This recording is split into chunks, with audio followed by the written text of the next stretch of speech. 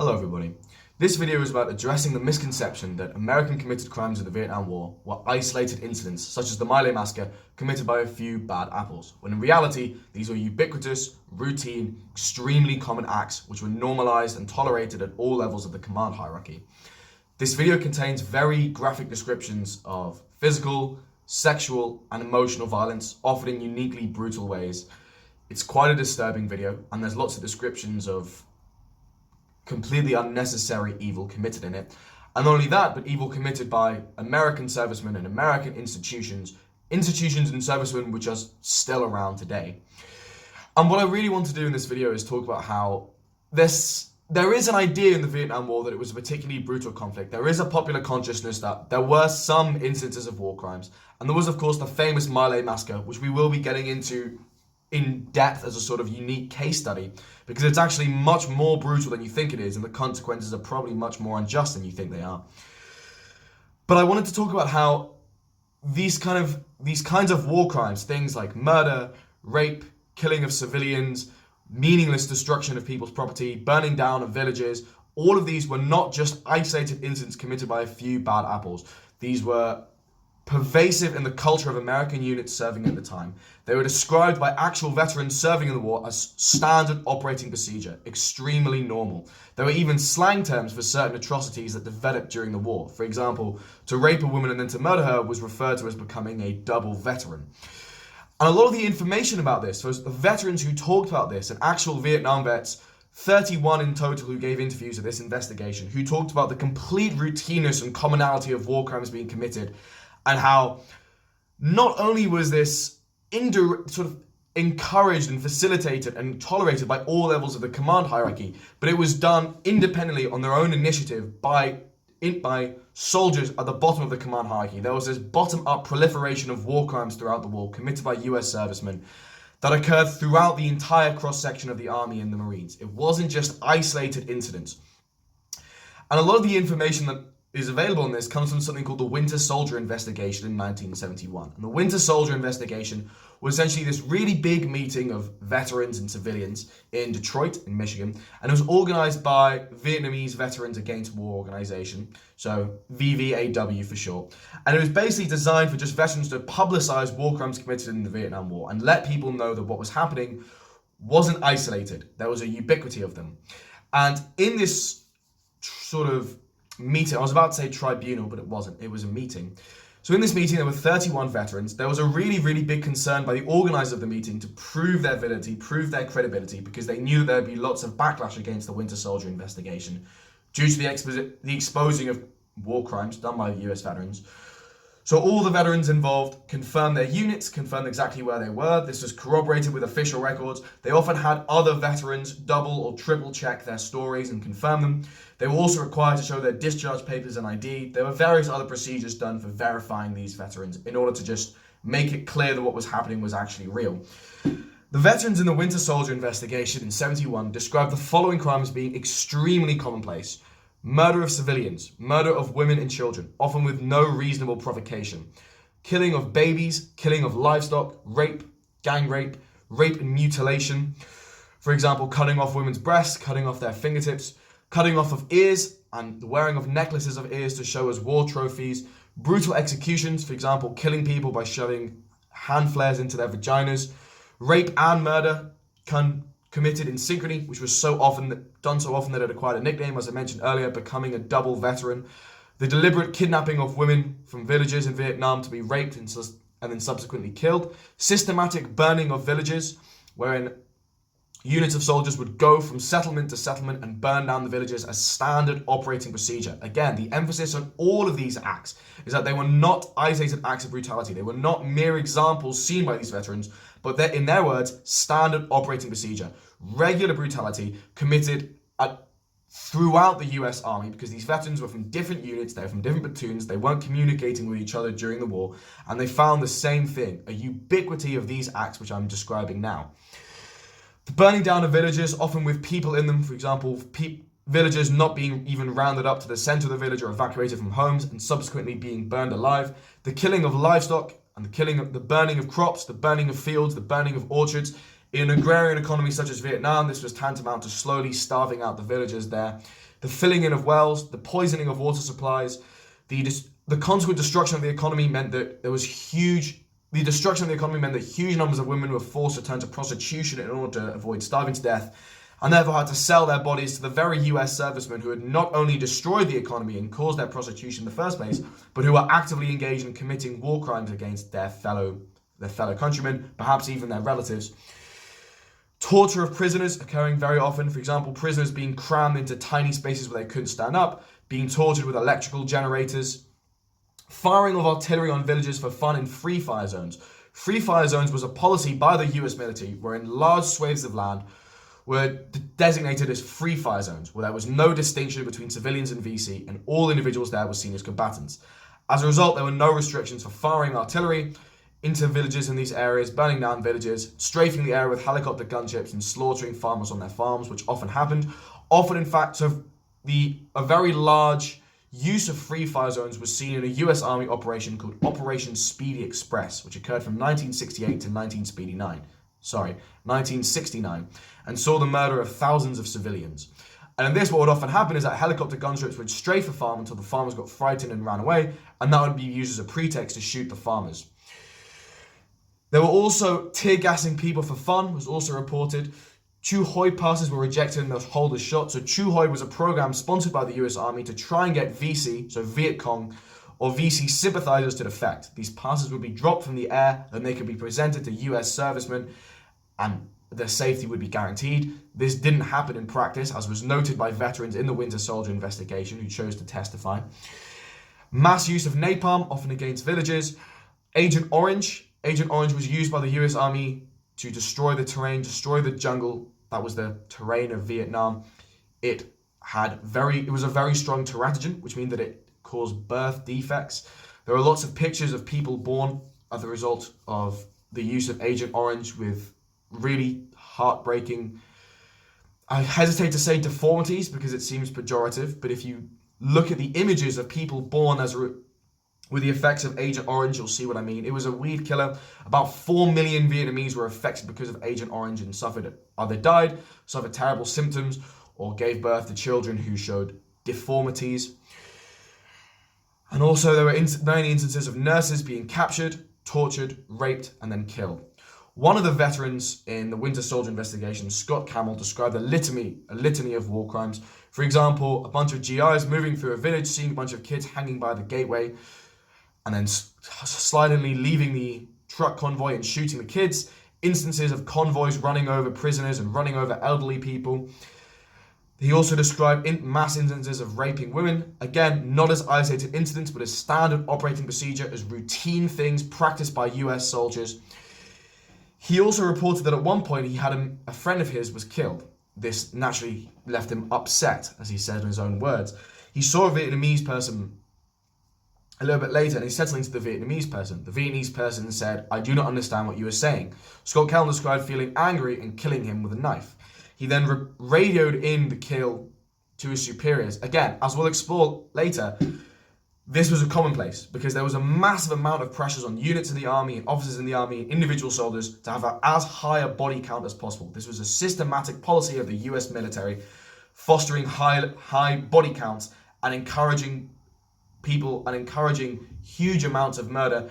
Often what would happen is that civilian body counts would be retroactively dubbed as VC. There were also, so these veterans of the Winter Soldier investigation also described that on several occasions, US servicemen would kill civilians or see massacred civilians. They would take assault rifles, they would cover them in mud, and they would bury them with those civilians in order to portray those civilians as combatants, when in reality they weren't.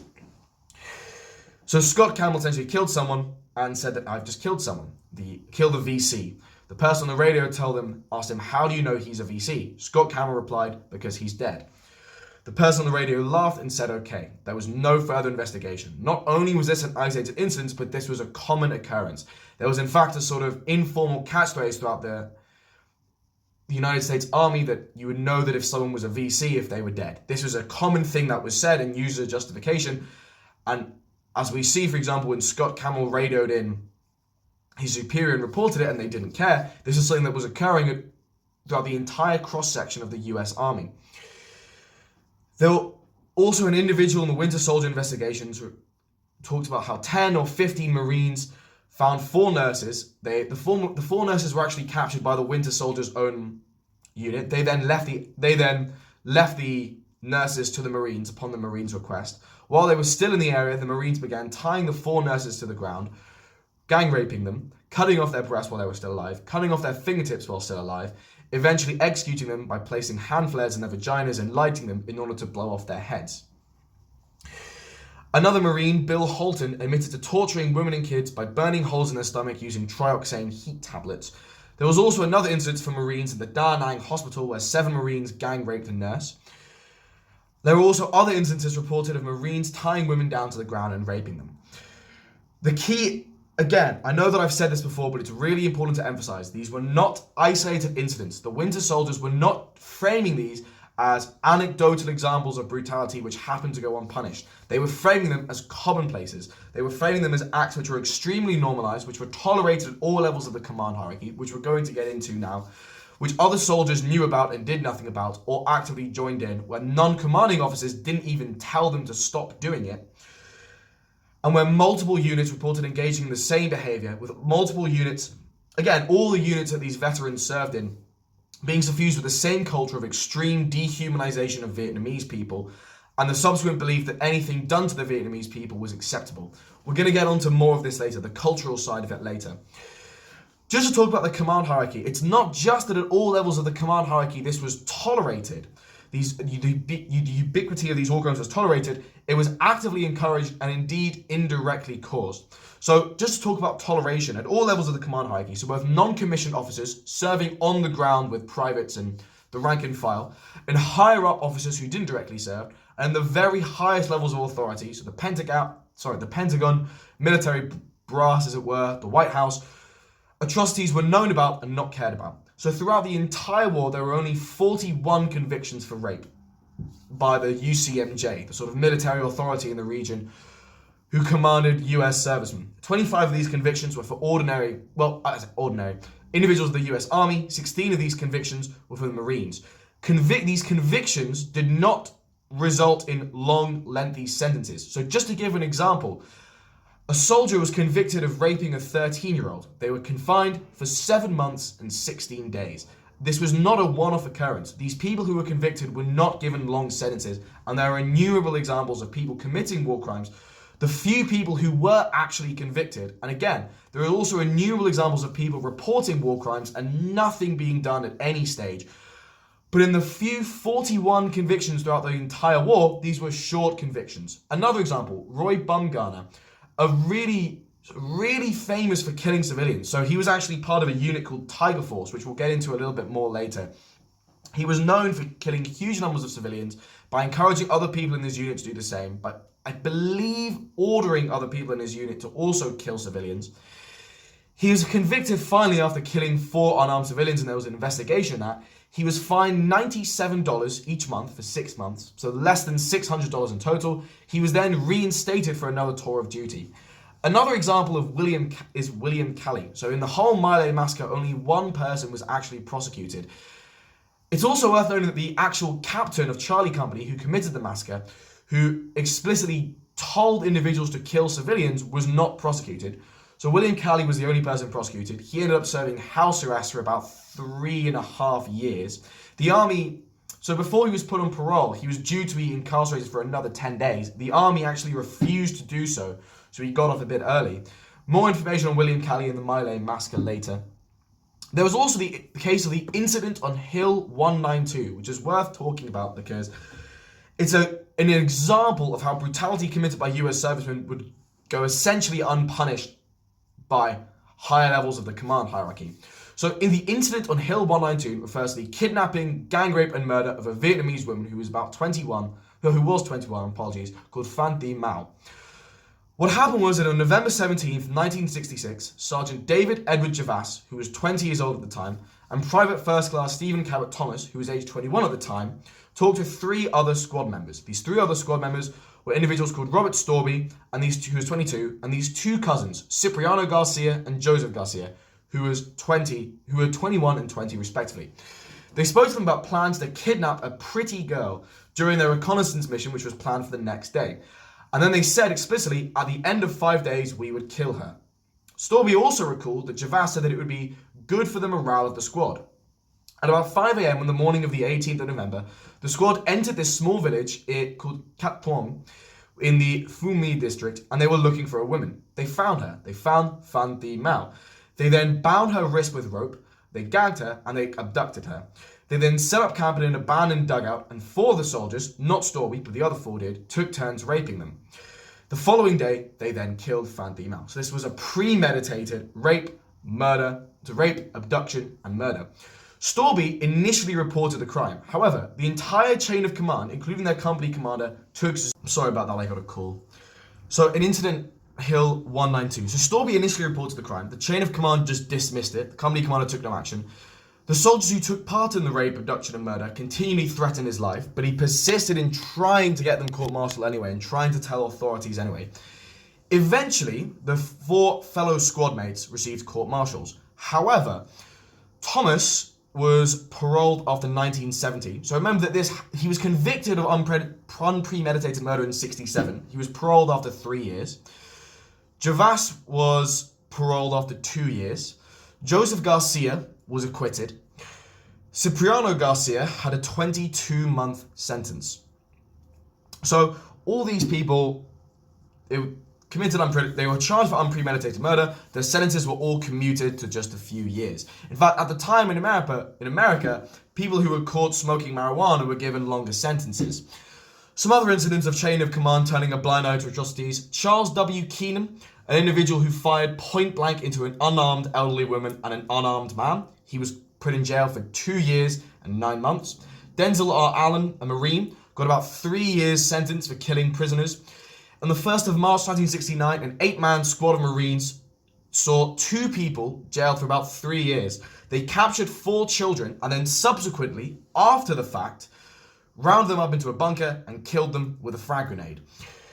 Another incident was of the Son Tang massacre, a massacre committed by Marines wherein 16 unarmed women and children were killed. Only 2 of these Marines were sentenced, and they were sentenced for under a year. The army actually conducted an inquiry by itself into war crimes in about 1971, and after 4.5 years, found 18 soldiers guilty of war crimes. It didn't act on this at all and punished none of them. And I've picked a few examples to illustrate the point, but the point is that all this stuff was routinely being tolerated by all levels of the command hierarchy. It was known by non-commissioned officers who, as individuals in the Winter Soldier investigation reported, didn't even tell individuals committing war crimes to stop. By the way, the Winter Soldier investigation in 1971, you may not have heard of it. It was avoided by all forms of mainstream media, at least outside Detroit, when even then it received fairly little coverage. The only radio station who really talked about it was Pacifica Radio, not too well-known left-wing radio. The fact that many people, everyone knows about the Vietnam War, the Winter Soldier investigation is another story, perhaps a testament to its lack of popularity and its exclusion from mainstream media and deliberate exclusion from the public consciousness of Americans. But the point is, all these things, these war crimes that were occurring, they were known at all levels of the command hierarchy. They were known by the highest levels of the army after the inquiry. No action was made. Senior officers were alerted of war crimes. No action was made. The example of Scott Campbell, which I already mentioned, where he phoned in a kill and said, I know that it's a VC because they're dead. Scott Campbell described as emblematic. The Winter Soldier investigation revealed that kind of practice was commonplace. That kind of justification for killing civilians and the complete lack of care given towards it. The culture that facilitated that, we're going to get onto more in a little bit. We're going to give more examples later. We're just going through complicity and indeed facilitation of war crimes in the chain of command for now. So these war crimes were not just tolerated throughout the chain of command, but they were actively encouraged. So units were made to compete for high levels of body count. There were huge levels of pressure at all levels of the command hierarchy for units, for officers, and then to individual soldiers to have high levels of kills. There was also a focus on kill ratios, so the ratio of Vietnamese killed for American killed for one unit.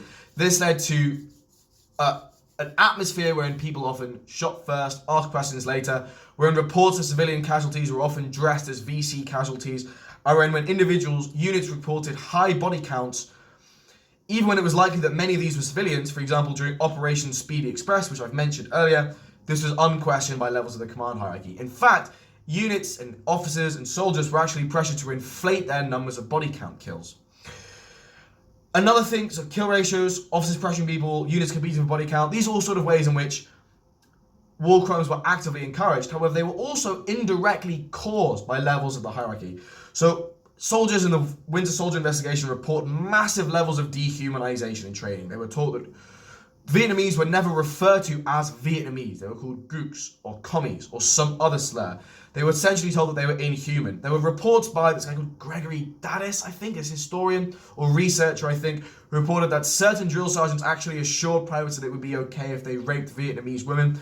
The entire training process veterans described was designed to make them into a fighting machine. It was designed to make them so angry, so filled with hate, that they were willing to commit unspeakable amounts of violence. Scott Campbell, the person in the Winter Soldier investigations who I described before, described that he was so filled with hate in the training process, there was so much dehumanization, there was so much contempt for anyone who didn't agree with him, who wasn't on their side, who wasn't also willing to fight and kill, that he felt he would have attacked his own mother if she were in front of him and protesting what he was doing.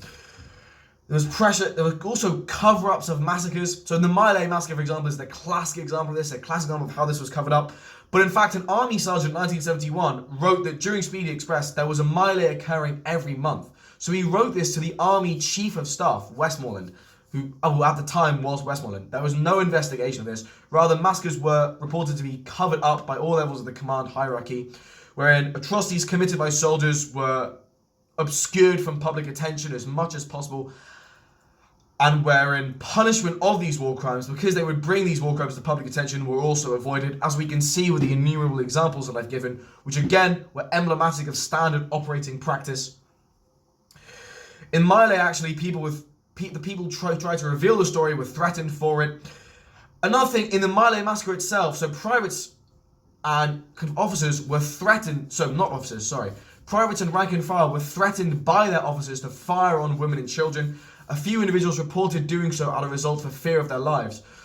So, for example, when you look at the participants, when you look at the sort of people that actually took place in the My Lai massacre, so a private first class called Paul D. Meadlow, who was a rifleman, said he was afraid of being shot if he didn't participate.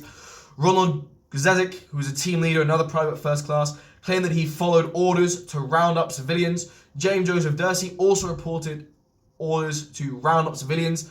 This individual, by the way, James Joseph Dursey, shot at a fleeing villager who was apparently carrying a weapon, but turned out to be a woman carrying their baby. Again, this incidence of individuals being pressured to fire on unarmed women and children in the My Lai massacre is not just a preserve of one person reporting. It was reported by multiple people in the site of the massacre. And in fact, the veterans in the Winter Soldier investigation reported a general pressure to kill people and a sort of downward pressure exerted on individuals from their seniors in order to commit war crimes, but also a horizontal pressure exerted by their squad mates in order to commit war crimes as well. So all of this, the complicity and the support for war crimes at all levels of the command hierarchy has led some researchers to describe Vietnam as not a war against the Viet Cong, but rather a war against the entire population. And when you look at the mass deployment of napalm and Agent Orange against huge swathes of land, that seems to be supported. Another example of this, by the way, of sort of top-down exertion of war crimes, a top-down brutality applied by the senior levels of the US Army, is encapsulated by the Phoenix program, which was this counterinsurgency program. The way that it was described was a sort of like a metaphor given by someone in the Phoenix program was that the US Army was like a shotgun blast to the Viet Cong, whereas the Phoenix program was like a rifle shot. It was targeted against individuals who were suspected of collaborating with the VC. In the Phoenix program, so according to scholar Douglas Valentine, there was extremely widespread torture wherein civilians were rounded up to interrogation centers. By the way, the widespread use of torture has been corroborated by other Vietnam vets as well. So it's not, this researcher gained this perspective by surveying primary evidence at the time. Douglas Valentine described method of torture as being as followed: rape, gang rape, rape using eels, snakes, or hard objects, rape followed by murder, electrical shock rendered by attaching wires to the genitals or other sensitive parts of the body, for example, the tongue, waterboarding, tying a prisoner's arms behind their back and having their rope looped over a hook in the ceiling, so suspending the prisoner in midair. This is actually referred to as the airplane. After this suspension, the prisoner would be beaten. Beatings with rubber hoses and whips, and the use of police dogs to maul prisoners. A military intelligence officer called K. Barton Osborne reports that he witnessed the use of the insertion of a 6-inch dowel, which is this sort of cylindrical shape made of wood or plastic or metal, into the canal of a detainee's ears and the tapping through the brain until the detainee was dead. He also noted the starvation to death in a cage of a Vietnamese woman who was suspected of being part of the local political education cadre in a local village.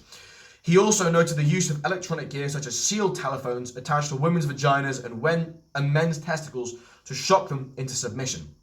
Phoenix operations were also designed as assassinations. They've been described as widespread civilian assassinations due to thousands of civilians killed and the high proportion of civilians killed. Units in the Phoenix program often sort of anticipated that in an area where there was some Viet Cong activity, they anticipated that the people they would be seeing, so including unarmed women and children, would be Viet Cong or Viet Cong sympathizers, and they operated on a shoot-first basis. There was one individual, so Lieutenant Vincent Okamoto, who was this intelligence liaison officer for the Phoenix program for 2 months in 1968, described sort of operations in the Phoenix program. He was actually the recipient of an award. He received the Distinguished Service Cross, and he described the following. The problem was, how do you find the people on the blacklist? It's not like you had their address and telephone number. The normal procedure would be to go into a village and just grab someone and say, "Where's Nguyen so-and-so?" Half the time, people were so afraid they wouldn't say anything. Then, a Phoenix team would take the informant, put a sandbag over his head, poke out 2 holes so that he could see, put wire around his neck like a long leash. Specifically, he says put comma wire around his neck like a long leash, so telephone wire essentially, and walk him through the village and say, "When we go by Nguyen's house, scratch your head." As an aside, as you can imagine, individuals who are being tortured have been known to say anything in order to get tortured to seize. So you can imagine individuals just picking random houses in order to seize their pain. Then that night, Phoenix would come back, knock on the door and say, "April Fool, motherfucker." Whoever answered the door would get wasted. As far as they were concerned, whoever answered was a communist, including family members. Sometimes they'd come back to camp with ears to prove that they'd killed someone. So this is sort of a description about how the general command hierarchy not just tolerated, but not just actively encouraged, but indirectly caused all of this.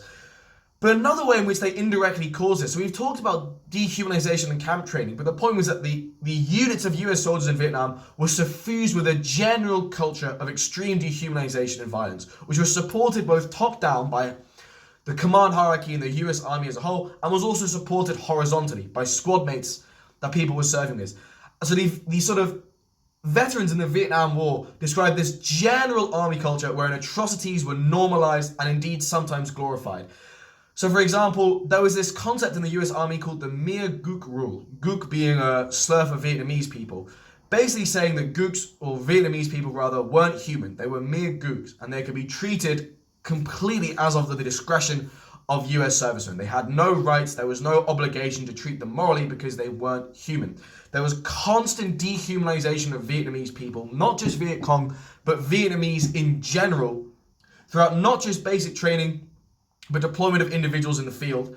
The media that soldiers saw, the films, the magazines that they saw, depicted had extremely racist and sexist characters, depicting Oriental people as always with slanty eyes and sort of a stereotypically sort of conical straw hat, always as malign or subhuman individuals, with the women depicted especially derogatorily as well. So researchers note that among US units serving in Vietnam, there was this culture of intense racism and intense sexism.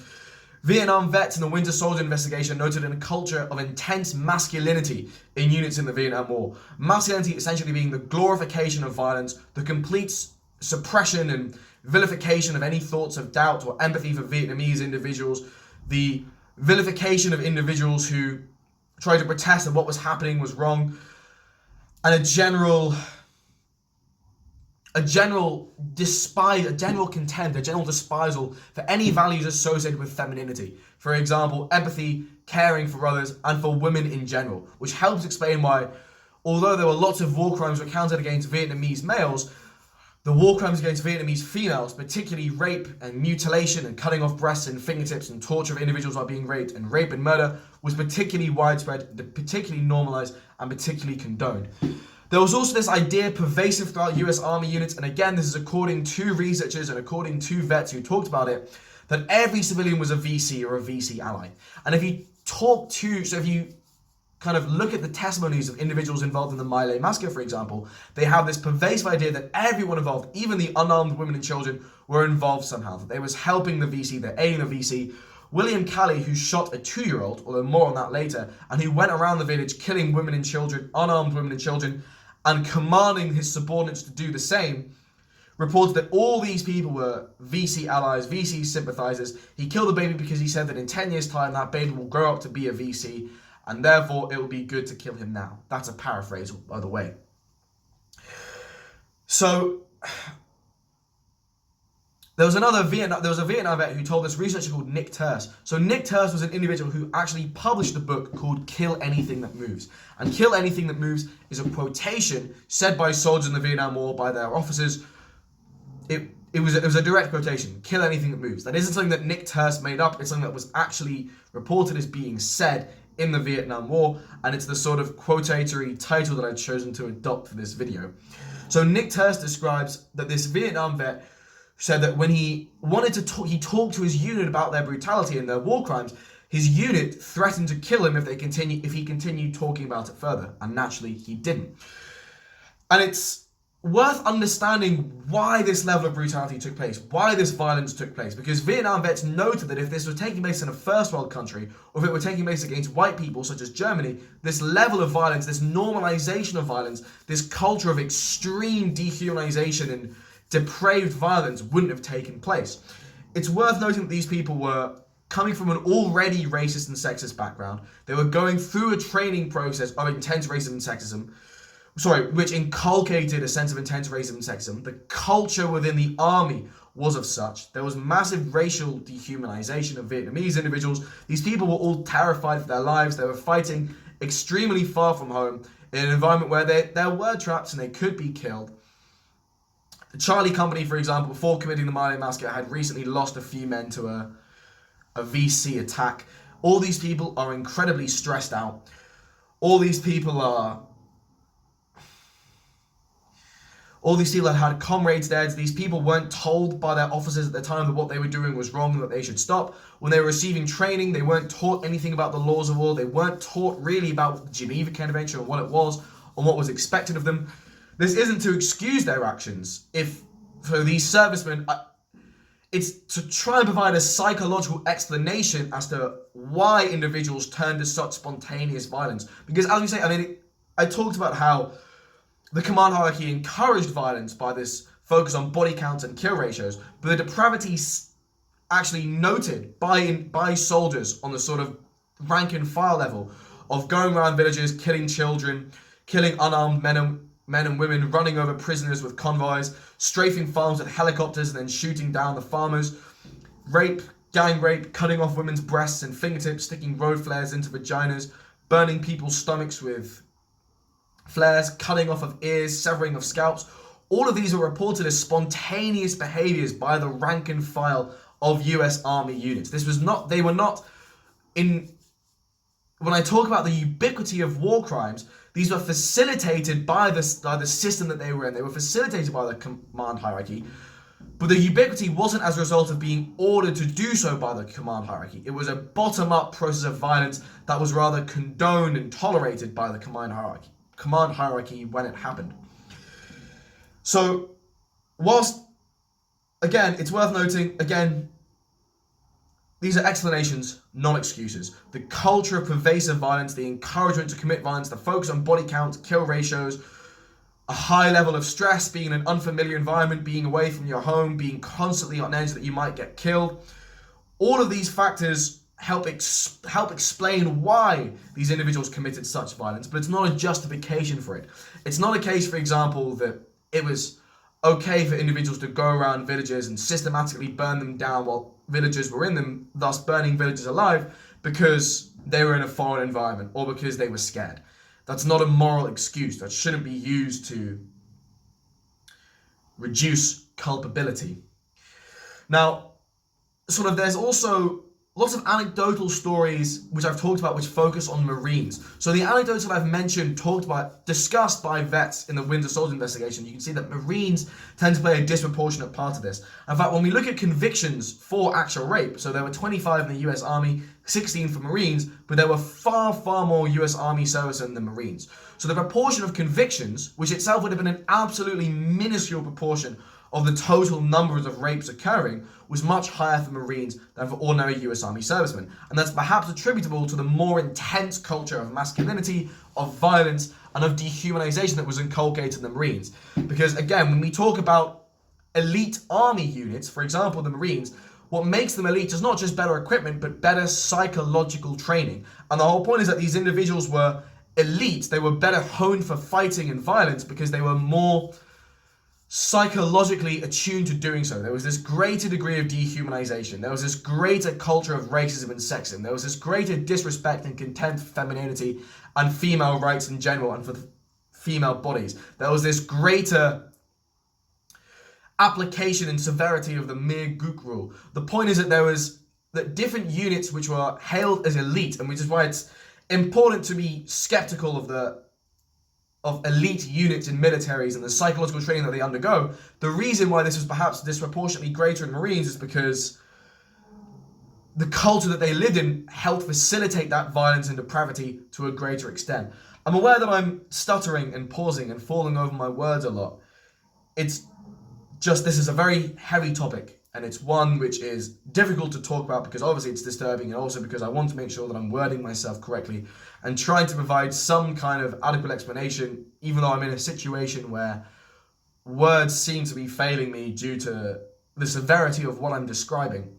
So, and that also this kind of culture, we see this culture of dehumanization and violence also taking place in certain units more than others. So there was this infamous unit in the Vietnam War called Tiger Force.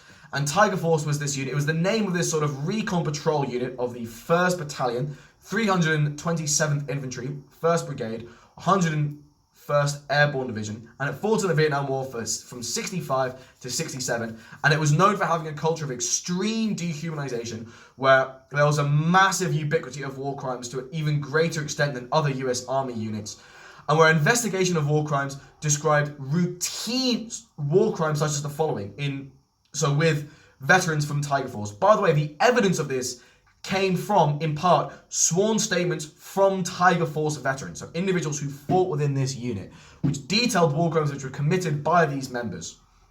So these statements, which come from individuals who both participated in the war crimes and those who saw them but didn't participate in them directly, describe these war crimes such as the following: routine torture and execution of prisoners, the routine practice of intentionally killing unarmed Vietnamese villagers, including men, women, children, and elderly people. This was not exclusive to the Tiger Force unit, by the way.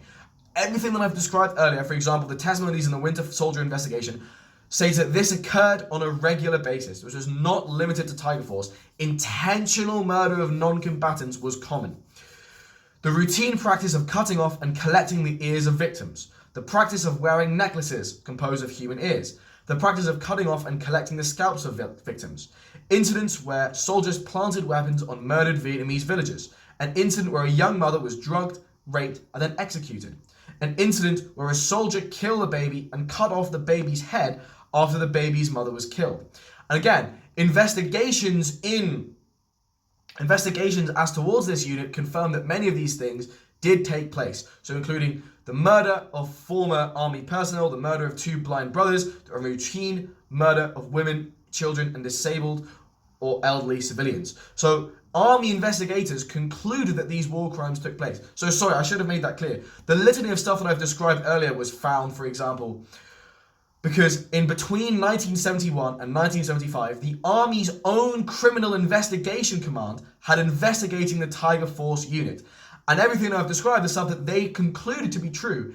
However, they decided not to pursue any prosecution. So again, as we can see, Violence and war crimes were perpetrated by the sort of in a bottom-up sense. They came from the lower levels of this command hierarchy, but they were tolerated and permitted by upper levels of that command hierarchy. And in turn, the command hierarchy in general and the military systems of the Vietnam War culturally facilitated all of this taking place. It was this sort of mutual process. So, another example, by the way, of an individual in Tiger Force, Sam Ibarra, who was this notorious killer of civilians, who was named in the rape and murder of a 13-year-old, was just transferred to an artillery unit. So, I want to now talk about the My Lai massacre itself, because it's something that we've sort of been talking about quite a bit throughout this video, but that I think is worth a sort of deep dive. So when we talk about the My Lai massacre, what actually happened was that around at least 347 and up to 504 civilians were killed. And they were killed in the hamlet of My Lai and also the hamlet of a place called My Lai. These two are often grouped together due to their geographical proximity and due to the temporal proximity of those massacres. They roughly co-occurred. No Vietnamese males of fighting age were found in this massacre. Everyone killed were unarmed women, children, babies, and elderly men. The people committing the massacre also stopped in the middle to take a lunch break before resuming the murderer. Some women were gang raped, some women were raped. Raped girls were as young as 10 years old. There were, I think, about 6, let me just double check. There were 9 rapes under 18 years old. The sexual assaults included gang rapes and sexual torture, although it's worth noting that rape is such an excruciatingly painful process that it is a form of physical torture anyway. According to an eyewitness, a woman was raped after her children were killed by US soldiers. Another Vietnamese villager also noticed soldiers rape a 13-year-old girl. Individuals within this company, so the soldiers involved in the My Lai massacre moved around the village, systematically rounding up women and children, rounding them up into pits and killing them. So just to give I'm just going to describe some of the actions of individual officers. So Ernest Medina was the sort of captain of Charlie Company. So Charlie Company was the army unit committing the massacre. I should specify that, actually. So the My Lai massacre was committed by soldiers from Charlie Company, 1st Battalion, 20th Infantry Regiment, 11th Brigade of the 23rd Division. And it was organised as part of this task force called Task Force Barker. The individual who organised it was this guy called Captain Ernest Medina. He was not charged for it, despite relaying to the soldiers that he had orders to kill everyone in that village, including so-called civilians. I'm just trying to find some testimonies of individuals who were in this. So Harry Stanley was a grenadier who came to refuse an order from Lieutenant Calley. So Lieutenant William Calley was this individual who was under command of about 100 soldiers who personally went around killing children and who ordered other soldiers to also fire on women and children. So Harry Stanley was given an order to kill civilians that were rounded up in a bomb crater. Sergeant J. Vidmer said, he was quoted as saying, "The most disturbing thing I saw was one boy," and this was something that, this is what haunts me from the whole ordeal down there. There was a boy with his arms shot up half hanging on, and he just had this bewildered look on his face and like, what did I do? What's wrong? He was just, it's hard to describe, couldn't comprehend. I shot the boy, killed him, and I'd like to think of it more or less as a mercy killing because somebody else would have killed him in the end, but it wasn't right.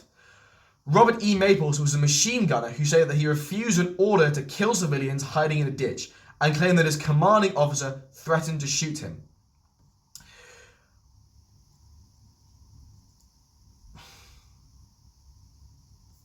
Just going to list some testimonies from other soldiers now.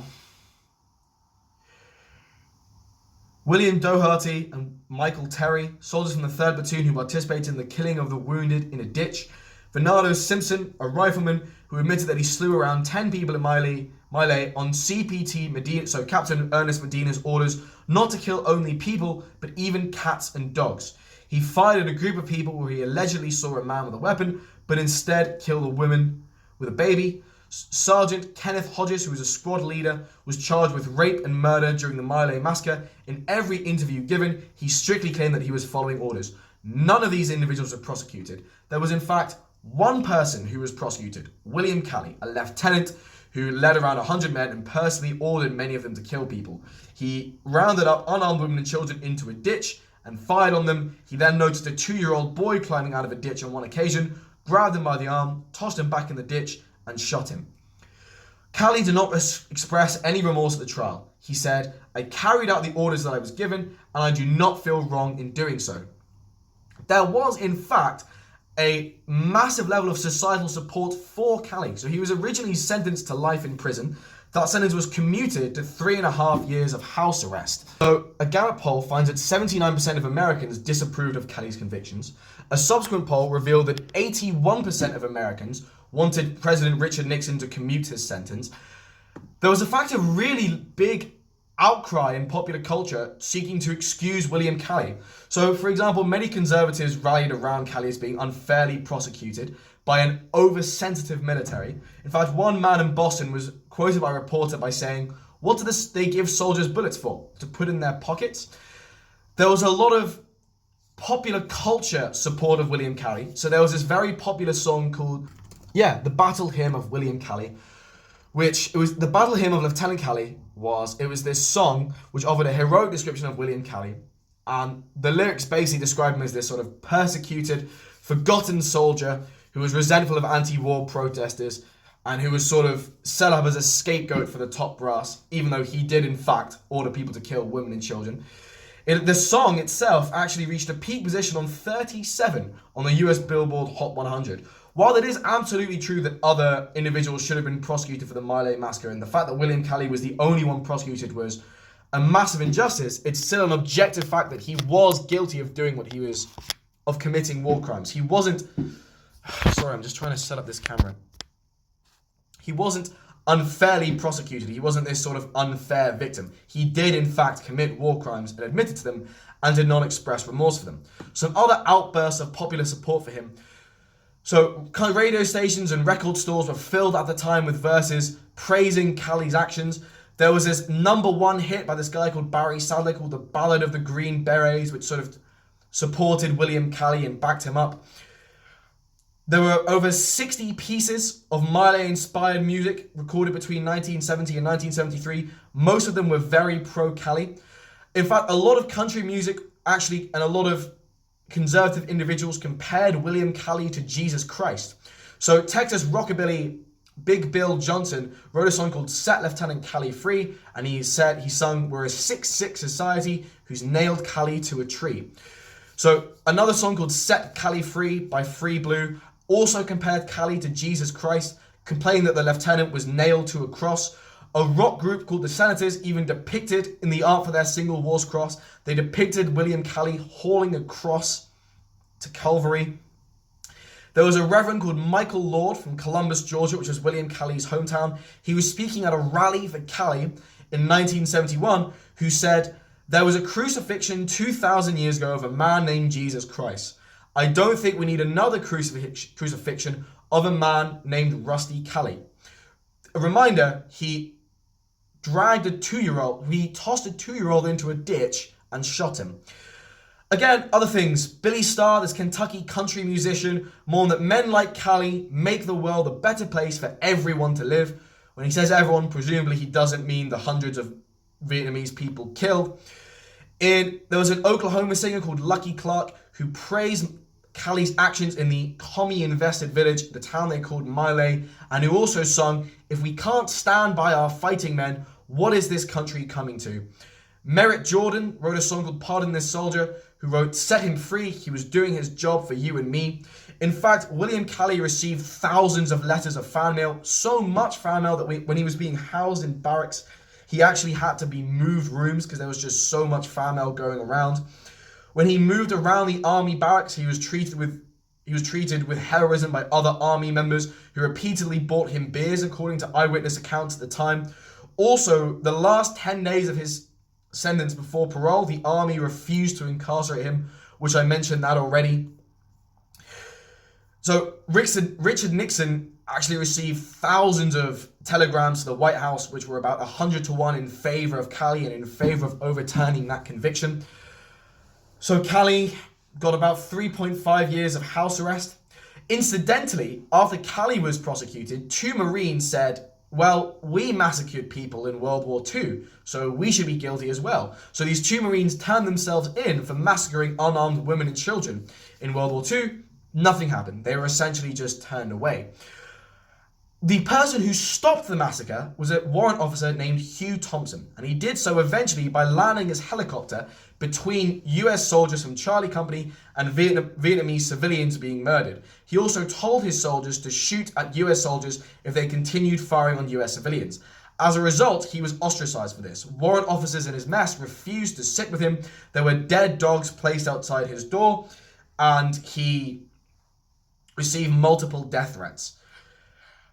And lots of people actually, so there was an individual, I forget their name, I think it was a senator in Georgia, who actually asked Nixon to jail Hugh Thompson for telling his men to fire on US soldiers. Lots of politicians, by the way, also rallied to William Calley's cause. So, for example, Jimmy Carter, who is a known humanitarian, at the time he was the governor of Georgia, and he instituted an American Fighting Men's Day, or was it American Fighting Men's Week? Yeah, it was American Fighting Men's Week, and he asked Georgians to drive around for a week with their cars, with the lights on in their cars, in protest for the unfair treatment of Calley. State legislatures across the country also issued resolutions in support of Calley. In the media, magazines like Esquire ran covers featuring Calley smiling gleefully amidst a group of uncomfortable-looking, admittedly, Vietnamese children. So if you look at Esquire, the Confessions of Lieutenant Calley, you see him standing, grinning, depicted in warm colours in the middle of this magazine cover, surrounded by Vietnamese kids. So as a result, by the way, just as a thing to mention, in 2019, Donald Trump also pardoned war criminals from the Iraq War, presumably as a result of the same impulses of excusing people who followed orders and not wanting to undermine morale in the army. The rationale, by the way, of just following orders was repeatedly invoked by people who supported William Calley. So this is actually known as the Nuremberg defense because it was invoked by Nazis in the Nuremberg trials. They consistently said that they were just following orders. The US Army did not accept this as valid at the time. However, during the Vietnam War, the US Army did accept this as valid, as evidenced by the complete lack of prosecutions for war crimes. And also American society, a huge swathe of American society, evidently felt the same way, as evidenced by the fact that 79% of Americans polled disagreed with Calley's conviction. So many Vietnam vets suffer from PTSD. This is a really massive issue.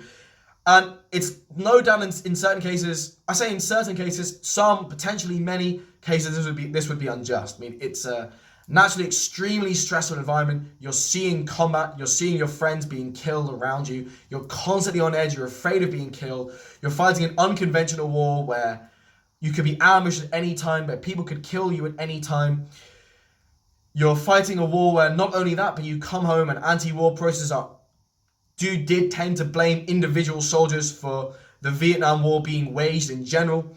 Of course, individual soldiers aren't to blame for the existence of a Vietnam War. They had no part in the initiation of that. It is worth noting, by the way, however, that only 25% of people serving in the Vietnam War were draftees. Most of these people voluntarily joined. This is, by the way, so in contrast, in World War II, about 2/3 of US servicemen were draftees. So many Vietnam vets, again, have PTSD for standard reasons of war. However, considering the vast ubiquity of war crimes not only reported by official investigations, but reported by vets at the time, considering the extreme normalization, the description as standard operating procedure of murdering people, of rape, of mutilation, of torture, of kidnapping, it's likely that a not insignificant number of these veterans have PTSD because of war crimes that they committed. That's not me trying to attack Vietnam veterans as a demographic. However, it is undoubtable that a non-negligible portion of these individuals have PTSD as a direct consequence of war crimes that they committed. And there's explanations for that. The systems that they were in and the command hierarchy that they were subject to facilitated that and encouraged that and built up a culture of extreme dehumanization and extreme violence. However, the ubiquity of war crimes wasn't coerced. People wear necklaces of is they were not coerced to kidnap. So US soldiers in Vietnam were not coerced into kidnapping girls from villages and then gang raping them. They were not coerced into tying women to the ground and raping them. They were not coerced into raping nurses and killing nurses. They were not coerced into becoming double veterans, i.e. raping women and murdering them. This was clearly also a bottom-up process initiated by the soldiers themselves, and that can be understood within the context of what's happening, and it's important that that is understood in order to prevent it from happening again, but that does not remove moral culpability. It's also worth noting that 91% of Vietnam veterans who were surveyed said that they were glad that they served. 74% of Vietnam veterans surveyed said that they would serve again, even knowing the outcome. 66% that they said that they would serve again if called on. And finally, just a final thing to note, it is of course the case that the Viet Cong also committed war crimes and committed acts of terror and did in fact commit massacres against Vietnamese civilians. However, what's important is, what I wanted to do with this video is address a misconception in the West. Many people in the West know that the Viet Cong behaved atrociously, and they might have some idea that the senior US Army figures ordered mass bombings of napalm and mass bombings of Agent Orange with really bad consequences, and that there were isolated incidents such as My Lai. But what I wanted to impress with this video is that actually these were not a case of isolated incidents. There was a ubiquity of war crimes seen in US units in the Vietnam War. This is not just a group of bad apples. This is something that was occurring routinely. It was normalized. It was pervasive within a cross-section of that US Army. And many individuals committed it. And of course, naturally, when they returned to the USA in that haze of terror and stress and dehumanization faded, they naturally developed PTSD. And they struggled to square what they had done with what they then believed to be right. So William Calley, for example, in 2009, decades after the fact, later did express remorse for killing unarmed women and children and babies. He died in 2024, incidentally, by the way. So the point is that I just wanted to raise awareness in this video that unfathomable amounts of evil were committed by the US Army in Vietnam, which most people do not know about, and that evil occurred at all levels of the command hierarchy. It occurred at the highest levels of decision-making, such as the Pentagon and the White House, wherein these policies of systematic brutality were formulated. It occurred in the senior officer level of the hierarchy, with this focus on body counts and kill ratios, and this creation of a culture of deep dehumanization. Although, of course, all of that was also facilitated by the Pentagon and the White House. This level of evil existed at the level of non-commissioned officers who tolerated and didn't even speak out against any of the brutality that was happening, and this evil occurred at the level of the rank and file, especially in the Marines and presumably other elite US Army units with a higher degree of psychological training for brutality, wherein these war crimes were committed in a ubiquitous fashion. I'm aware this has been a long video, and I'm grateful for your time and energy in watching it. I'm also aware that this is very different from the kind of videos that I normally create on this channel. I'm also aware that in this video, at multiple times, I've stopped, I've paused, I've had to find my place, I've stuttered. I am doing it now. Again, it's just difficult to find words when describing something like this, and I also want to make sure that I'm reporting accurate information. I have multiple tabs open here with statistics and facts that I'm very anxious not to misreport, because whilst I do want to report the ubiquity of war crimes in Vietnam, what I don't want to do is base the factual evidence of that ubiquity on false statistics, because then that undermines the whole argument. And this argument is not just supported by statistics, but is supported by the actual accounts, the lived experience, and the innumerable examples of actual Vietnam war vets who were testifying about war crimes that they themselves had committed and that other individuals had committed. So thank you for your time in listening to this. This is a video that I really, really wanted to make because I feel that it's important to raise awareness of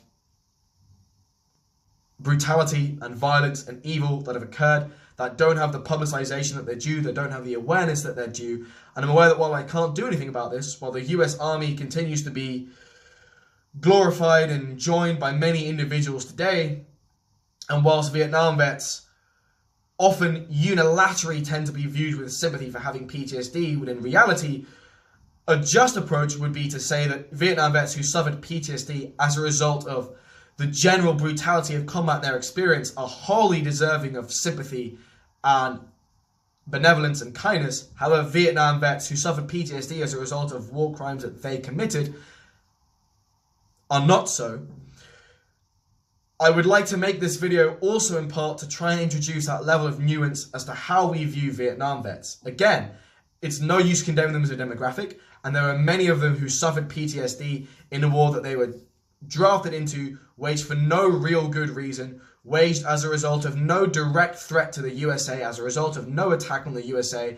And in fact, there were many GIs who mutinied, who rebelled, who refused orders, who refused to fire on civilians, and who refused to obey senior commanders, especially African-American soldiers. However, whilst it's true that these cases occurred, while there were instances of people doing the right thing, for example, Hugh Thompson, and GIs refusing to obey orders and refusing to go out and fight, that doesn't change the fact that there was still a general ubiquity, according to people who actually served in that war, of brutality, violence, and war crimes.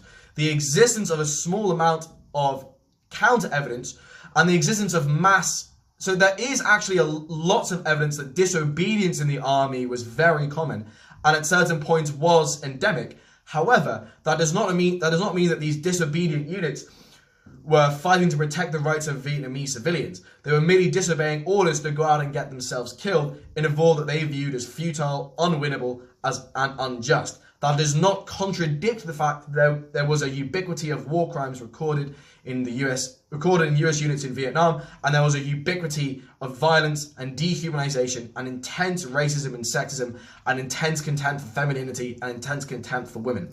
These things can coexist, and it's possible that even in the same unit, in fact, it did so.